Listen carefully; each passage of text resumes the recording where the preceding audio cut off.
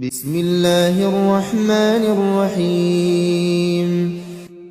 الرحمن علم القرآن خلق الإنسان علمه البيان الشمس والقمر بحسبان والنجم والشجر يسجدان